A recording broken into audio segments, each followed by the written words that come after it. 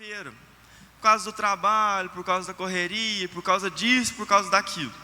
E às vezes a pessoa perde uma quarta, fala assim: ah, mas eu perdi o fio da meada. Agora como é que eu vou acompanhar o estudo? Eu não sei o que está acontecendo. Teve uma irmã que veio, acho que... chegou a estar outra, eu acho, hein, Rafa?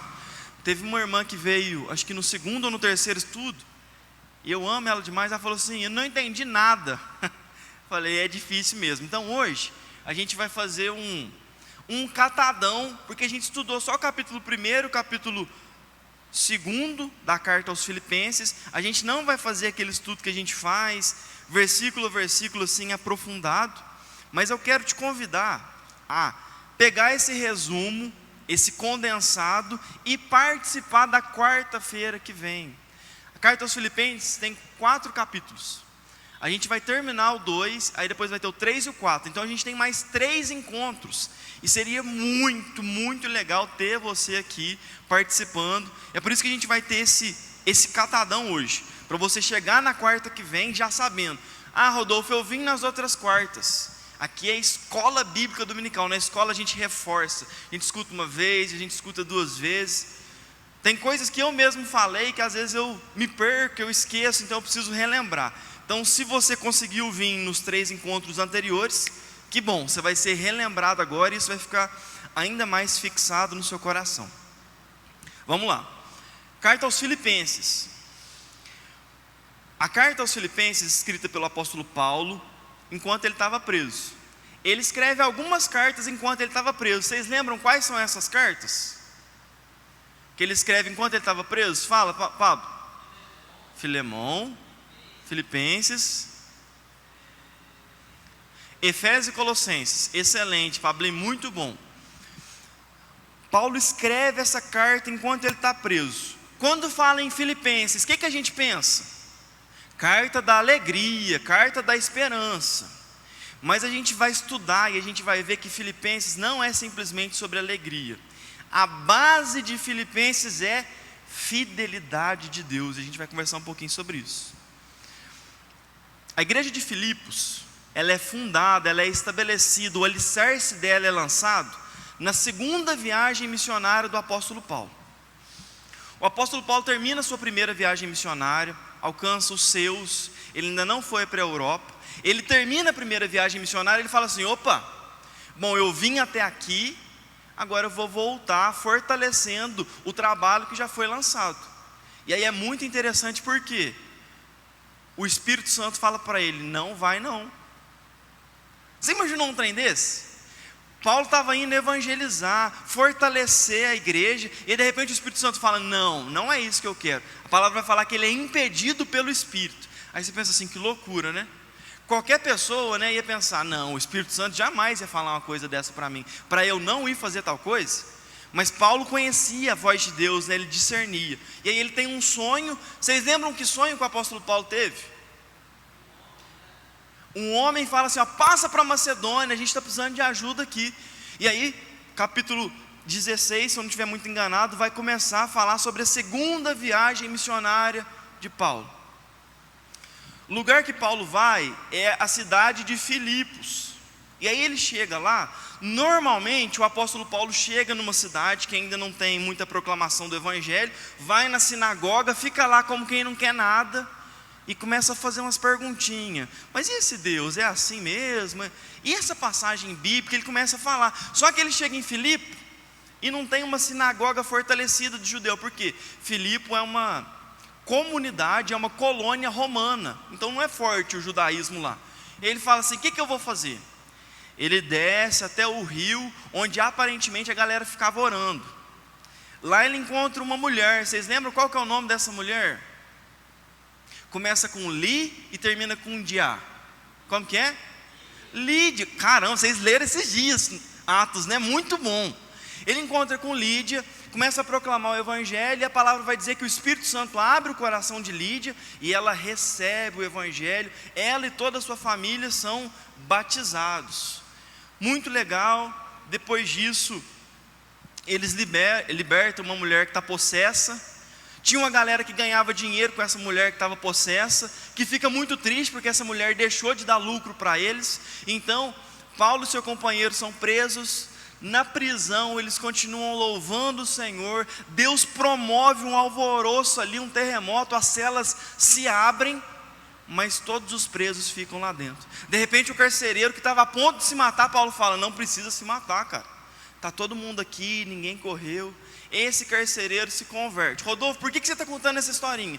Porque a carta aos Filipenses, ela é fundamentada nessa narrativa. O apóstolo Paulo pessoalmente vai até lá, conhece todas essas pessoas, passa por todos esses processos que eu acabei de dizer aqui. E aí é muito interessante, tem um simbolismo todo especial, né? Lídia, ela estava na Europa, mas ela era asiática. A mulher que estava sendo possuída, que foi liberta, era grega. O carcereiro era romano. Então, o evangelho estava chegando para literalmente todas as nações. Não era simplesmente algo mais retido aos judeus, mas o grego, o asiático, o romano, o africano e qualquer pessoa que pudesse ter acesso a esse evangelho seria alcançado. Então, a carta aos Filipenses é o lugar onde a primeira mulher registrada na Bíblia é convertida na Europa, que é Lídia. Ela é asiática, mas estando na Europa, é a primeira mulher que tem o registro de uma conversão. Então essa carta é toda especial. A gente, fazendo um estudo aqui, percebeu que o apóstolo Paulo ele não fala só com teologia bonita. O apóstolo Paulo fala com o coração. Por quê? Porque ele tem uma ligação orgânica com o povo da cidade de Filipos muito forte. E aí a gente vai para o nosso texto aqui, porque senão a gente não vai conseguir passar, né, fazer esse catadão. Então, carta aos Filipenses, capítulo 1, versículo 1. A gente não vai falar sobre todos, mas a gente vai passar por cima. Beleza, Pablo, obrigado. Então, Paulo e Timóteo, servos de Cristo Jesus, a todos os santos em Cristo Jesus, que estão em Filipos, com os bispos e diáconos. A vocês, graça e paz da parte do nosso Deus, o nosso Pai e do Senhor Jesus Cristo. Então a gente começa essa carta com a saudação de Paulo e Timóteo. Timóteo aqui vai ser extremamente relevante. Cara, como é difícil não falar tudo do versículo. Minha cabeça ela fica assim, Rodolfo, o que você vai falar, o que você não vai falar? Duas coisas são importantes que a gente precisa falar desses dois versículos. Primeiro, que eles se colocam como servos do Senhor Jesus Cristo, e a palavra servos no grego é doulos, que significa escravos. Então Paulo e Timóteo se colocam como escravos de Jesus Cristo. Ele é Senhor sobre a vida deles. É o Senhor que diz o que deve ser feito, o que não deve ser feito. Então Paulo e Timóteo têm essa visão bem clara. E aí ele fala assim, a todos os santos que estão ali. Quem são os santos, queridos? São perguntas simples, mas que elas são relevantes. Quem são os santos? Qual que é a diferença do santo aqui do apóstolo Paulo para o santo da igreja católica? Isso precisa estar claro.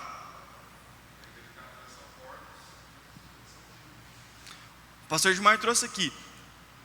Da igreja católica são homens mortos, que são usados a partir da fala católica como intercessores. Então são homens que viveram vidas santas e que hoje têm uma posição de intercessão. A gente não crê nisso de jeito nenhum. A Bíblia Sagrada vai dizer que tem um só mediador, um só intercessor, que é Cristo Jesus. Ele é completamente suficiente. Então toda vez que a gente lê na Bíblia aos santos, está falando aos separados, aqueles que pertencem ao Senhor, aos puros, por causa do sangue do Senhor Jesus Cristo. Beleza, vamos falar só isso. Versículo 3. Agradeço ao meu Deus toda vez que me lembro de vocês. Em todas as minhas orações em favor de vocês, sempre oro com alegria, por causa da cooperação que vocês têm dado ao Evangelho desde o primeiro dia até agora. Estou convencido de que aquele que começou a boa obra em vocês vai completá-la até o dia de Cristo Jesus.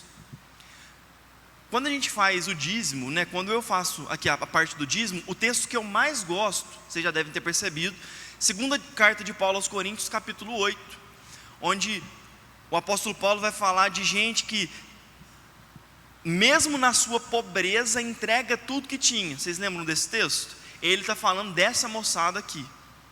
Essa moçada enviou um homem chamado Epafrodito para levar as ofertas que Paulo estava precisando. Gente que estava sendo perseguida, gente que estava sofrendo porque estava em uma comunidade romana, numa colônia romana, mas era cristão, era privado. E ainda assim, no meio da sua pobreza, eles falam assim: nós estamos comprometidos com aquilo que o Senhor está fazendo, pode contar conosco, Paulo. E aí Paulo escreve falando assim: cara, eu me lembro de vocês com muita alegria. Por quê? Porque eu vejo o compromisso de vocês. Vocês não esperaram a situação melhorar muito para vocês se comprometerem com aquilo que vocês tinham.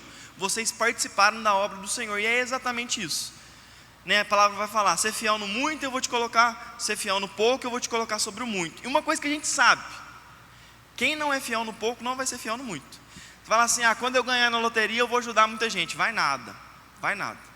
Quando a gente tem pouco, a gente serve com pouco. Quando a gente tem muito, a gente serve com o muito que a gente tem. Então o apóstolo Paulo vai falar sobre essa alegria. E a única coisa que eu vou destacar aqui, que nós conversamos sobre isso, inclusive tem uma publicação no grupo da nossa igreja. O apóstolo Paulo está preso, e a gente não vê orações aqui para que ele seja liberto, para que algo sobrenatural aconteça.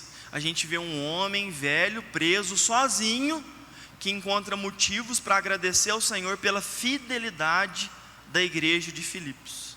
E aí a gente pensou um pouquinho aqui numa quarta-feira. As nossas orações são muito centradas em nós.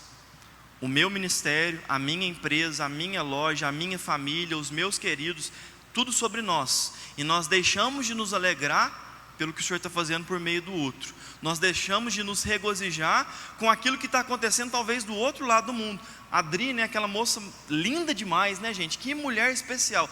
Trouxe para nós algo que está acontecendo no mundo todo. E eu não sei os irmãos, mas eu não tinha esse conhecimento. Eu não sabia. E aí a gente vive muitas vezes em uma bolha, sem saber aquilo que o Senhor está fazendo ao redor do mundo.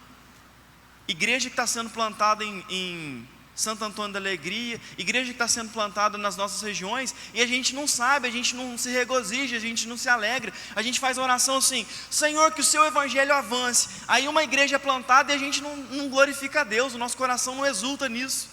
A gente ora para Deus e quando uma coisa acontece a gente está apático. Então o apóstolo Paulo mostra para nós: parte da nossa oração precisa ser em favor e por causa do outro. Beleza, maravilha, versículo 7. É justo que eu assim me sinta a respeito de todos vocês, uma vez que os tenho em meu coração, pois quer nas correntes que me prendem, quer defendendo e confirmando o evangelho, todos vocês participam comigo da graça de Deus. Deus é minha testemunha de como tenho saudade de todos vocês, com a profunda afeição de Cristo.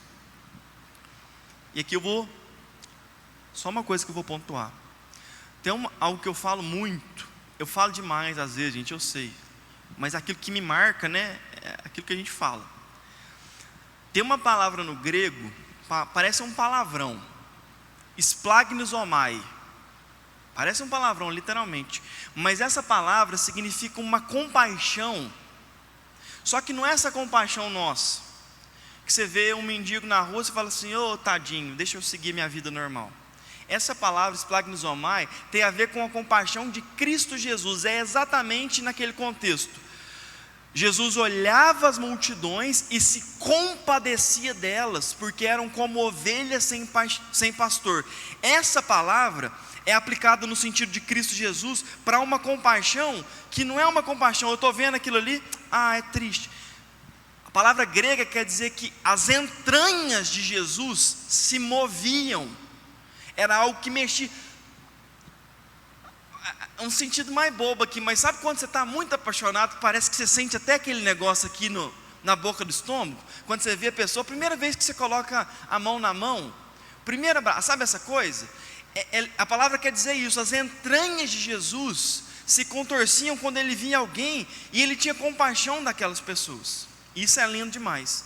Estudando a carta aos Hebreus, a gente viu que O Pai, no Antigo Testamento, faz exatamente a mesma coisa, mas não é assunto para hoje. Rodolfo, por que você está tratando sobre isso? Porque Paulo vai falar que ele sente saudade com a mesma afeição de Cristo. Spoiler, a afeição aqui é a mesma raiz da palavra esplagnisomai. O que o apóstolo Paulo quer dizer?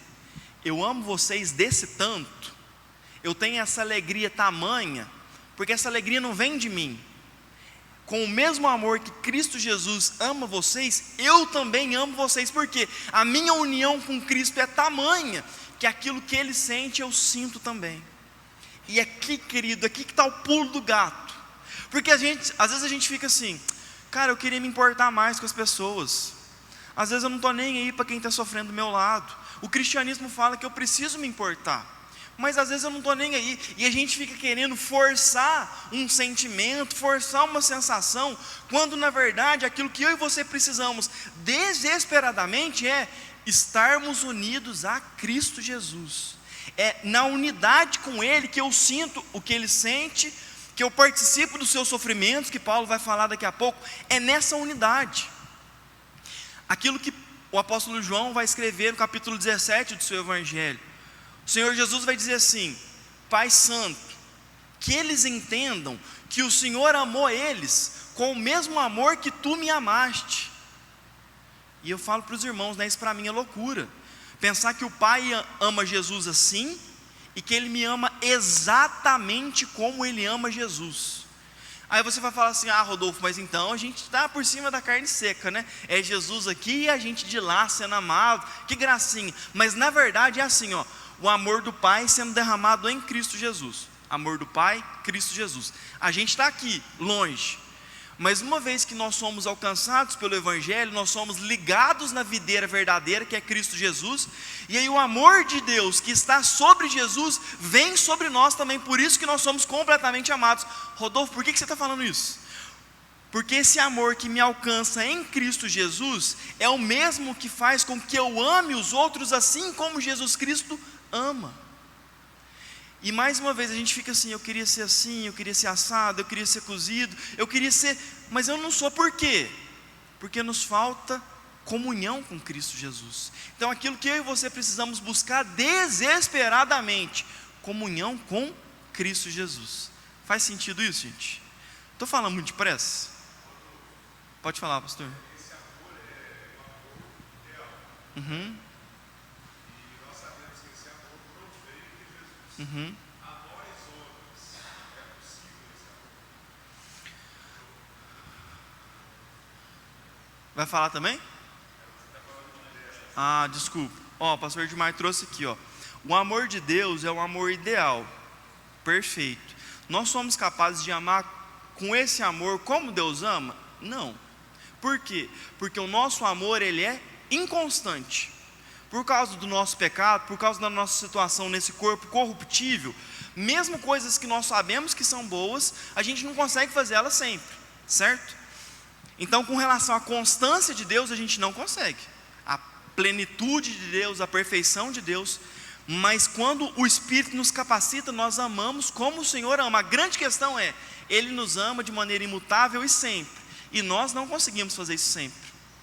Às vezes a gente toma uma patada e a gente fica irritado. Às vezes alguém responde a gente de determinada maneira, porque a pessoa está de pá virada naquele dia, e a gente fica ressentido. Então nós somos inconstantes. Mas o apóstolo Paulo está falando que de nós pode fluir o mesmo amor que flui de Cristo Jesus. Pablinho, hoje eu não vou abrir para muita pergunta não. É um comentário ou uma pergunta? Então fala, porque hoje é voado, fala.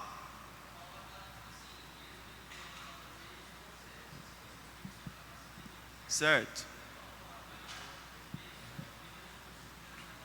E aí ele continua o versículo dizendo assim, ó: o bem que eu quero fazer se eu não consigo, o mal que eu não quero está sempre diante de mim. Miserável corpo dessa morte, quem que vai me defender? Quem que vai me ajudar? Ele fala: graças a Deus por Cristo Jesus. Então nesse corpo a gente não consegue fazer tudo que a gente quer fazer. Pô, se tem uma coisa que o cristão quer, é ser santo. Se a gente pudesse nunca mais pecar, é aquilo que a gente gostaria de fazer agora. Mas esse corpo nosso ainda habita o pecado. Por isso que a gente aguarda por aquele grande dia em que a gente vai ser revestido de incorruptibilidade. E aí a gente não vai ter possibilidade de pecar mais. O nosso corpo vai ser perfeito. Diferente de Adão. Adão poderia ter pecado. Nós, uma vez revestidos do nosso corpo perfeito e pleno, não vamos pecar mais. No céu, todo o nosso desejo, toda a nossa vontade vai ser para agradar a Deus, e não vai ter perigo nenhum de acontecer nada de errado. Cara, que ilusão que eu pensei que eu ia conseguir passar tudo, né? Pelo amor de Deus. Mas beleza, vamos lá. Versículo 9. Essa é a minha oração, que o amor de vocês aumente cada vez mais em conhecimento e toda percepção, para discernirem o que é melhor, a fim de serem puros e irrepreensíveis até o dia de Cristo, cheios de frutos da justiça, frutos que vêm por meio de Jesus Cristo. Isso aqui, por meio de Jesus Cristo, para a glória e louvor de Deus. Então, rapidinho. A igreja de Filipos amava demais. Era um povo comprometido com Deus. Paulo está precisando de ajuda? A gente não tem, mas a gente vai tirar de onde nós não temos para participar com ele. Só que eles não tinham muito fundamento, conhecimento. E aí Paulo fala assim: eu oro para que vocês continuem amando, mas para que vocês avancem em conhecimento, percepção. E aí Paulo fala do que é a maturidade da fé: amar a Deus e conhecer a Deus. Não é simplesmente amar, eu amo Deus com todo o meu coração, mas como é que eu vou amar alguém com todo o meu coração que eu não conheço, que eu não sei qual é a vontade? Chega alguém e fala assim: ah não, mas Deus é assim, assado e cozido. E porque eu não tenho um fundamento, eu vou falar: mas será que Ele é isso mesmo? E isso estava acontecendo em Filipe, estava tendo divisão, a coisa estava meio complicada. Qual que é o exemplo que a gente colocou aqui? Pedro, quando faz aquela declaração linda, né? Tu és o Cristo, o Filho do Deus vivo. Aí Jesus fala: Pedrão, você matou a pau, é isso mesmo. E eu vou ter que morrer, Pedro, não vai ter como, é necessário. O que Pedro fala? Senhor, jamais. Eu não vou permitir jamais que ninguém faça nada com o Senhor. Por quê? Falta de conhecimento. Era necessário que fosse assim. O Messias precisava padecer, Isaías 53 e tantas outras passagens do Antigo Testamento. Mas a falta de entendimento do Pedro, aliada ao amor dele intenso, fez ele tomar uma atitude que era errada. Então Paulo está falando: eu quero que vocês continuem amando muito, mas que vocês sejam fundamentados, para que vocês não sejam levados por todo o vento de doutrina, né? Vem alguém e fala assim: não, é desse jeito que você deve adorar. Vem outra pessoa e fala: essa é a doutrina certa. Não, eu conheço Deus. E aí, o exemplo crasso, né? Mais facinho do mundo. A maioria de nós aqui somos casados. Se tem alguém que conhece o seu cônjuge, é você. Alguém pode falar qualquer coisa do seu marido ou da sua esposa. Quem que tem propriedade? Você. Nós precisamos ter essa propriedade com relação a Deus, com relação à palavra de Deus, de maneira que alguém que não é cristão vem conversar alguma coisa sobre Deus conosco, e a gente não fica perdido, a gente não fica pisando em ovos, porque a gente está falando sobre o amor da nossa vida, sobre o cara que é o nosso Senhor, é aquele que domina sobre todas as nossas áreas. Faz sentido isso? E aí a última coisa que eu quero comentar aqui, a gente fez em 15 minutos uma quarta-feira inteira, até que foi rápido. Paulo fala assim,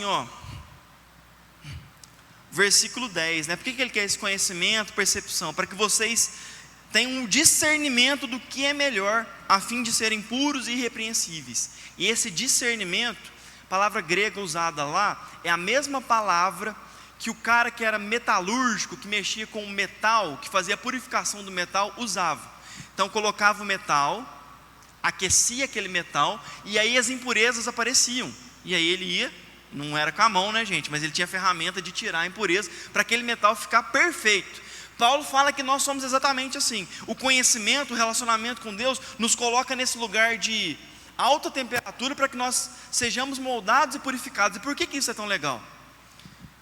Ezequiel capítulo 5 ou 6, Ezequiel tem uma visão do Senhor Jesus Cristo, e aí ele fala assim, metade dele era como fogo puro, forte, pleno, e a outra metade era como metal completamente puro. Então aqui, o que o apóstolo Paulo está falando? Eu quero que vocês passem por um processo que tornem vocês semelhantes ao Senhor de vocês. Queridos, toda a carta dos Filipenses vai ser sobre a fidelidade de Deus e como a nossa vida precisa apontar para quem é o dono da nossa vida.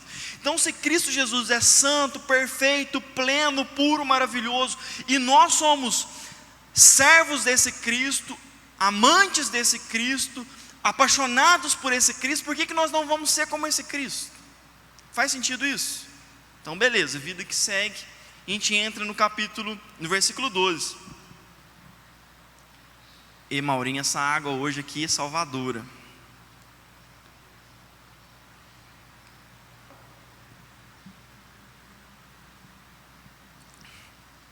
Vocês lembram que eu falei que o apóstolo Paulo estava preso? Os filipenses pensaram assim: pô, o nosso líder foi preso, agora a coisa ficou feia. Ele que estava avançando no reino, ele que era o apóstolo dos gentios, ele que estava fazendo o trem acontecer, agora foi preso. Ah não, agora o trem não vai para frente mais. E eles começaram a ficar preocupados, primeiro, porque o evangelho em teoria ia parar de avançar, e o apóstolo Paulo era um velho preso sozinho, acorrentado de dia e de noite com um soldado romano. Então não tinha privacidade, não tinha vida, a vida dele, da perspectiva do povo de Filipos, era horrível. E aí o apóstolo Paulo, de maneira muito pastoral, vai falar assim: moçada, versículo 12: quero que vocês, irmãos, saibam que aquilo que me aconteceu tem, ao contrário, servido para o progresso do evangelho. Progresso aqui, a palavra grega é para abertura de caminhos que não existiam. Versículo 13: como resultado, tornou-se evidente a toda a guarda do palácio e a todos os demais que eu estou na prisão por causa de Cristo. E os irmãos, em sua maioria, motivados no Senhor pela minha prisão, estão anunciando a palavra com maior determinação e destemor. Então o apóstolo Paulo falou assim: moçada, daquilo que vocês achavam que era ruim, aquilo que vocês achavam que era fracasso, que era desgraça, na verdade está sendo a melhor coisa que poderia acontecer. Por quê? Agora eu estou aqui, dentro, entre aspas, do território inimigo. Eu tenho sempre um guarda comigo, de dia e de noite, um guarda diferente. Eu posso pregar o evangelho para esse cara de dia e de noite. Eles veem na minha vida não só a mensagem que eu proclamo, mas a mensagem que eu sou, o meu testemunho, o meu relacionamento com Deus. E isso tem levado o evangelho a lugares que não levariam se eu tivesse solto. Segunda coisa, alguns irmãos que estavam desanimados, olhando o meu testemunho, falam: opa, cara, eu quero fazer isso também, eu quero participar daquilo que o senhor está fazendo. Então a desgraça da perspectiva humana, da perspectiva do Senhor, era exatamente aquilo que precisava acontecer. E a gente falou rapidamente sobre isso. O que é sucesso para quem é de fora, e o que é sucesso para quem é cristão. Sucesso para o cristão não está circunstância boa.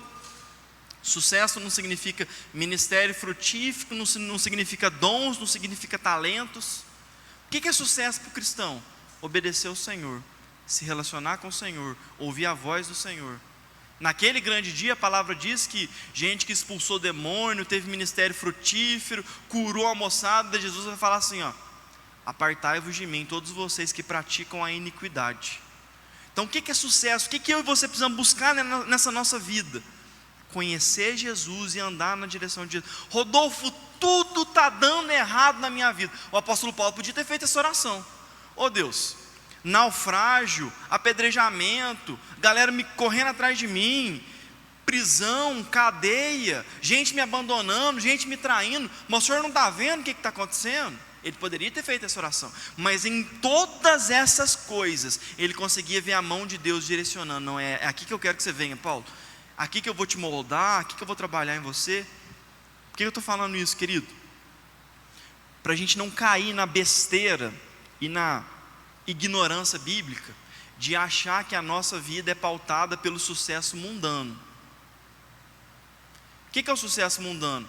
Se eu tenho saúde, se eu tenho a minha casa própria, se os meus filhos estão na faculdade, se tudo está dando certo, eu sou bem sucedido. Senão eu sou um fracasso. Da perspectiva bíblica não é isso.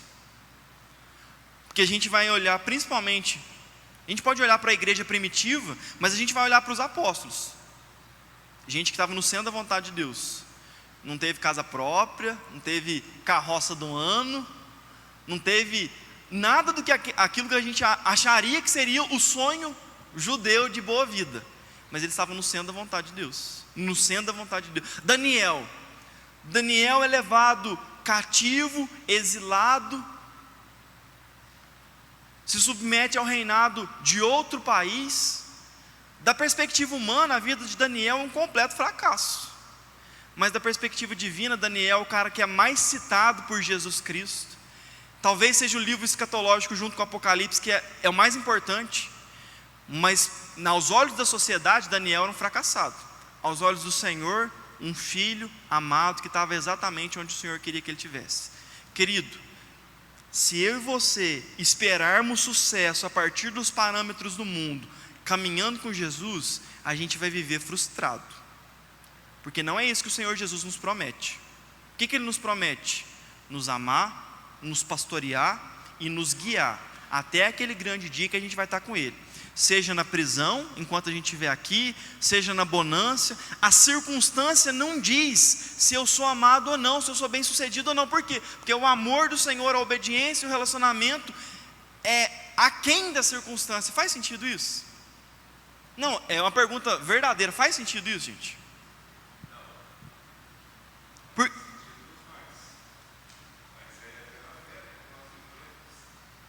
É pela fé, isso mesmo. Sim, perfeito. E o apóstolo Paulo vai falar isso daqui a pouco. Ó, gente, vocês de Filipos que estão sendo perseguidos, da perspectiva do mundo, vocês estão sendo destruídos, mas da perspectiva do Senhor, vocês estão sendo salvos. E vocês estão recebendo, é isso que o pastor falou, né? Como é antagônico. Vocês estão recebendo o privilégio, e a raiz grega ali é de graça. Vocês estão recebendo a graça, o favor imerecido de sofrer por causa de Cristo Jesus. Isso é loucura.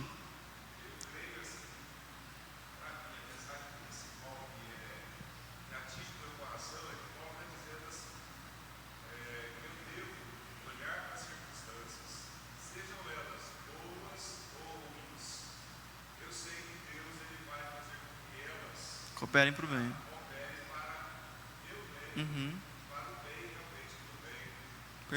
Perfeito. É isso, moçada. Então vamos lá, ó, versículo 15. É verdade que alguns pregam Cristo por inveja e rivalidade, mas outros o fazem de boa vontade. Estes, os que fazem de boa vontade, o fazem por amor, sabendo que aqui me encontro para a defesa do Evangelho. Aqueles pregam Cristo por ambição egoísta, sem sinceridade, pensando que podem me causar sofrimento enquanto estou preso. Mas o que me importa? O importante é que de qualquer forma, seja por motivos falsos ou verdadeiros, Cristo está sendo pregado, e por isso me alegro. O apóstolo Paulo passou a ter muita relevância dentro do cristianismo, né? A gente consegue pensar aqui. E aí um monte de líderes que não estavam comprometidos com o avanço do Evangelho, mas com a sua autopromoção, viram um outro cara surgindo que ofuscava eles. E aí de repente esse cara agora está preso. E aí o pensamento, agora que eu me consagro, agora que eu vou pregar Cristo, mas não para que Cristo seja conhecido, mas para que eu seja visto. O ministério passa a ser um palanque para a autopromoção. E aí o que o apóstolo Paulo fala? Cara, eu não estou nem aí pelos motivos que eles estão pregando. O Evangelho está sendo pregado. Agora presta atenção, guarda aqui no seu coração. Então você vai pensar assim: ah, mas essas igrejas que ensinam errado, está tudo bem então, aí Cristo está sendo pregado. Não. Quando um ensino errado está sendo difundido, o apóstolo Paulo corta na raiz. Ele fala assim: isso que eles estão pregando é errado, não deve ser feito assim. Aqui eles estavam pregando coisas certas pelos motivos errados. E aí Paulo não estava nem aí com a motivação do coração deles. Por quê? O importante era que o Evangelho estava sendo pregado. Paulo não tinha nenhum tipo de vaidade. Não é tipo assim: ah, cara, podia estar sendo eu, né? Desbravando aí, falando sobre o Evangelho, mas que seja o outro, tudo bem. A gente tem orado aqui na igreja já tem um tempinho por avivamento. A gente tem orado, né? Deus tem chamado a gente para orar, uma bênção, né? Vamos orar. Você imagina se Deus traz um super avivamento sobre São Sebastião do Paraíso e ninguém fica sabendo que a gente orou? Ninguém sabe. Talvez o nosso coração vai pensar, pô, mas tudo isso que está acontecendo, eu nem estou envolvido nisso. Sim, ninguém sabe, né? Porque no fundo a gente tem essa coisa de querer ser visto. Mas aí quando a gente olha, por exemplo, para a vida de João Batista, né? A gente já conversou sobre ele aqui 2 semanas atrás, eu não vou entrar nisso. Prepara toda a sua vida com o Senhor, vida com Deus, esperando que o Messias venha, e de repente o Messias vem, e quando o Messias vem ele é preso. Ele não vê um milagre de Jesus, e de repente Jesus chama 12 discípulos e não chama João Batista. João Batista estava no ápice do ministério dele, ensinava com autoridade. Gente, João Batista não fez um milagre, e a galera perguntava assim, será que ele é o Messias? Cara, a autoridade que esse cara tinha que ter, assim, é uma coisa surreal. E aí de repente esse cara fala assim, eu não estou nem aí que os outros me notem.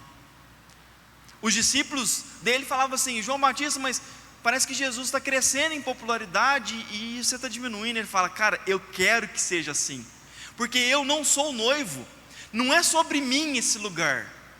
O amigo do noivo se alegra quando chega a hora que o noivo vai tomar a sua esposa. Essa é a minha alegria. A minha alegria não vem de vocês achar que eu sou o profeta, que eu sou Elias, que eu sou isso, que eu sou aquilo. A minha alegria vem de que o noivo está se alegrando. Então, cada vez que o ministério dele diminuía, cada vez que a galera colocava ele de lado, isso não fazia com que ele pensasse, pô, então é isso, né? Eu tenho que me contentar aqui com a prisão. Não, de jeito nenhum. Ele se alegrava com aquilo que estava acontecendo, mesmo que não tivesse nada a ver com ele. E mais uma vez, dentro da nossa sociedade, esse coraçãozinho ruim nosso, isso é tão difícil. Quando que isso acontece verdadeiramente? Quando a gente desfruta da presença de Deus, e a presença de Deus é para nós a recompensa. Por que João Batista não precisava de mais nada? Porque os anos no deserto, os anos ele e Deus, trouxeram para ele intimidade. Cara, eu não preciso de reconhecimento externo, eu tenho aquilo que eu preciso, que é o quê? Deus me conhece, Deus me vê, eu conheço Deus, eu vejo Ele. O apóstolo Paulo está exatamente nesse lugar. Não estou nem aí se outra pessoa está sendo vista, se outra pessoa está recebendo crédito, que Cristo seja proclamado. Querido, a gente precisa tomar isso para o nosso coração. Só um minutinho, pastor, uma coisinha só. A gente imagina que a SAF vai montar toda uma coisa aqui, no dia lá da mulher, vamos supor, nem sei se vai ser isso, mas um exemplo. Monta ali 4 mesas, coisa mais linda, 16 pessoas, trabalham muito para dar certo. Aí chega aqui na frente, vem, sei lá, a Rutinha ou a Soninha, e aí depende, no final todo mundo vem cá, ô Soninha, mas que trabalho bom que você fez, cara, que foi excelente, que Deus continue te usando. As outras 15 pessoas podem pensar, pô, e a gente? E não vai receber crédito também? É exatamente isso que nós não deveremos, a gente não deve buscar crédito, porque a gente não faz isso para que a gente seja visto, a gente faz isso para que o Senhor seja alegrado com a nossa vida. Faz sentido isso, gente? Então a gente deixa de esperar que os outros nos vejam, porque a gente tem a convicção de que Deus nos vê. É o que Agar diz no deserto, né? Tu és o Deus que me vê, e aí eu não preciso de mais nada. Pode falar, pastor.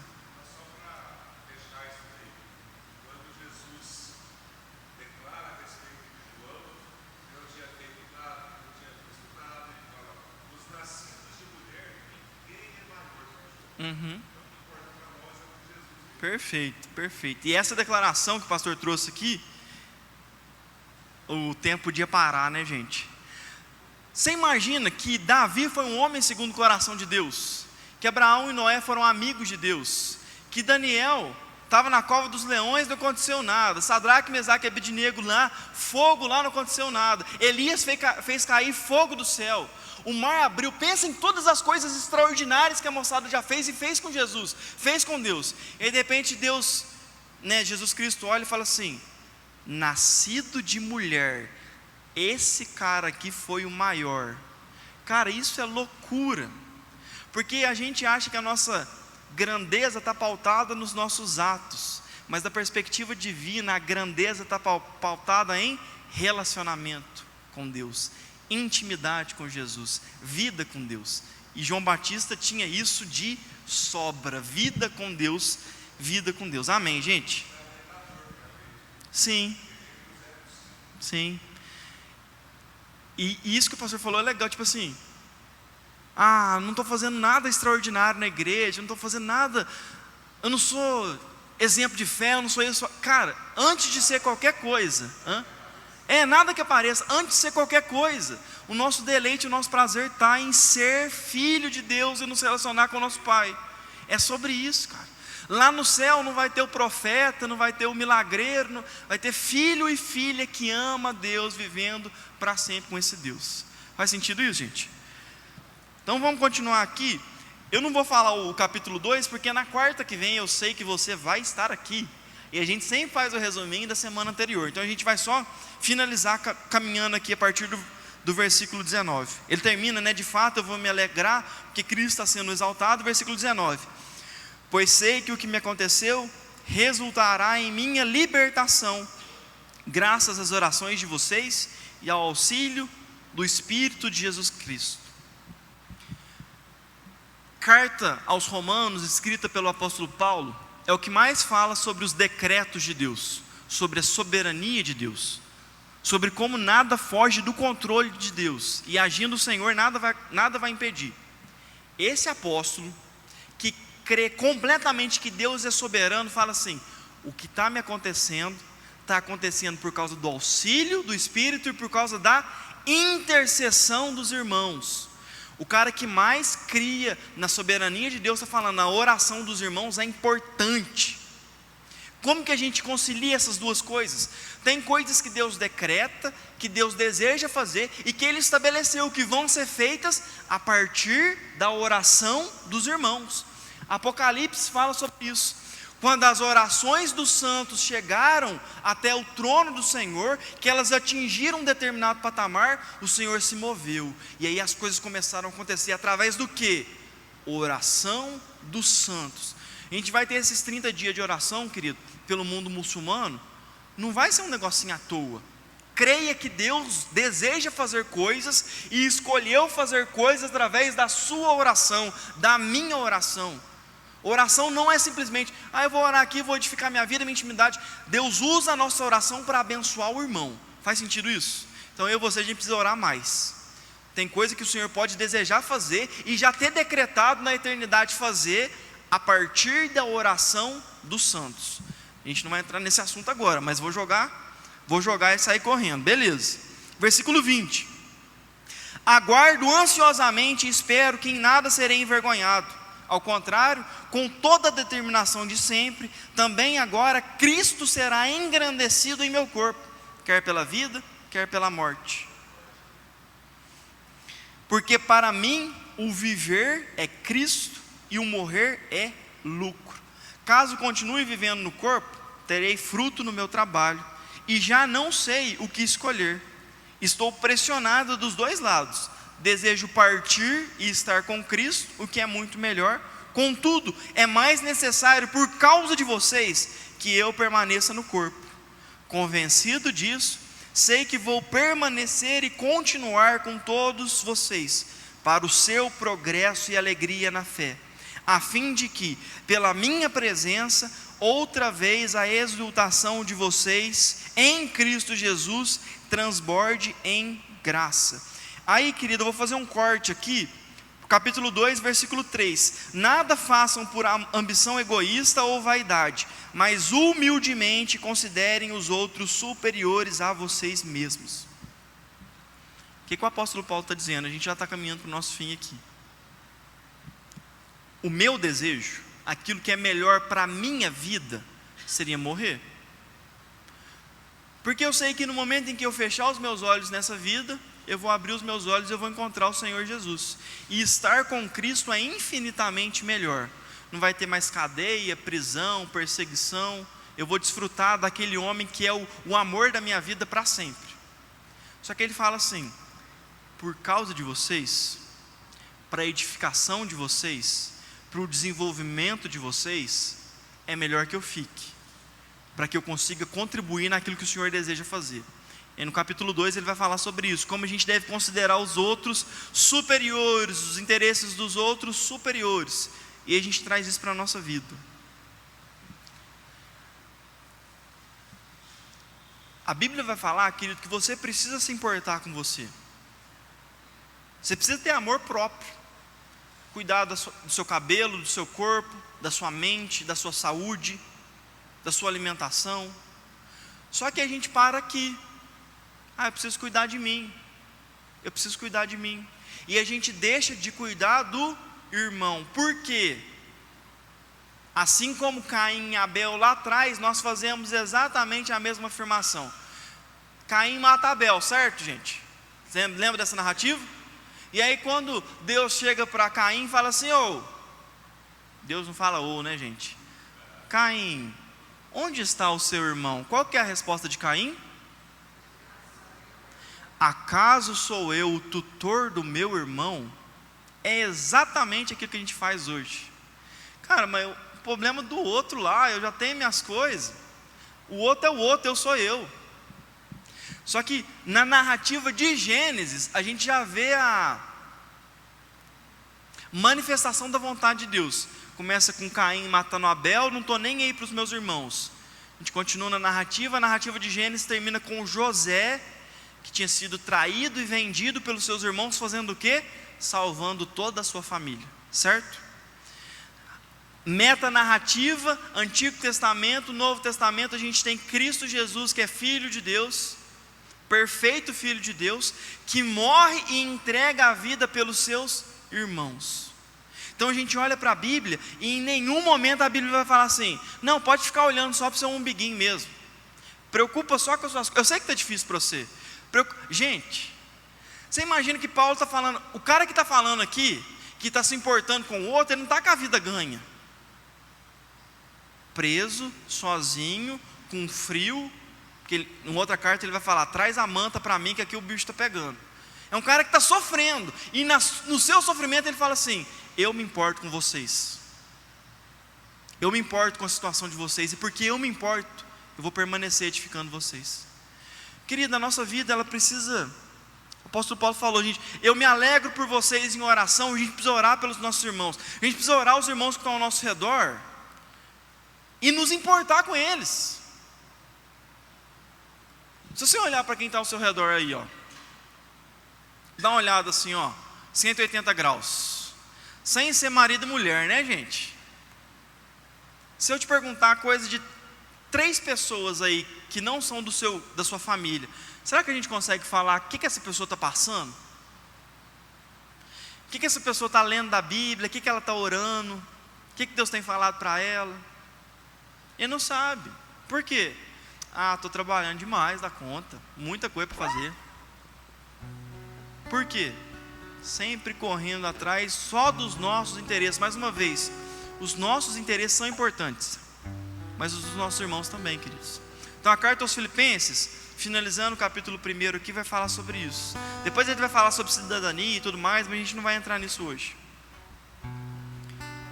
O Senhor nos chama para conhecer Ele, para amar Ele, para ter o nosso amor fundamentado na palavra, para nos alegrarmos com aquilo que o Senhor está fazendo por intermédio de outras pessoas.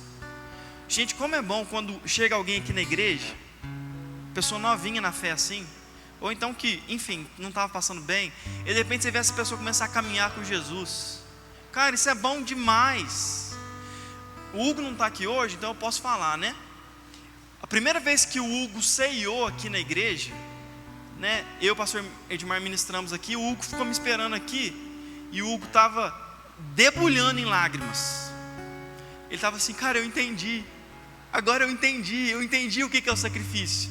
E falando isso, chorando, marmanjo, gente. Que coisa mais gostosa que é ver gente conhecendo Jesus, crescendo na fé, amando mais Deus, entendendo que toda a teologia, todo conhecimento, quando desce para o nosso coração, abraça a gente, conforta a gente. O apóstolo Paulo está chamando a gente para vivermos isso, nos alegrarmos com a alegria dos nossos irmãos, chorarmos a tristeza dos nossos irmãos. Outra coisa que é importante, no dia que a gente fez o velório da minha sobrinha aqui, foi um dia muito difícil para nós. Como foi importante ter os irmãos aqui com a gente.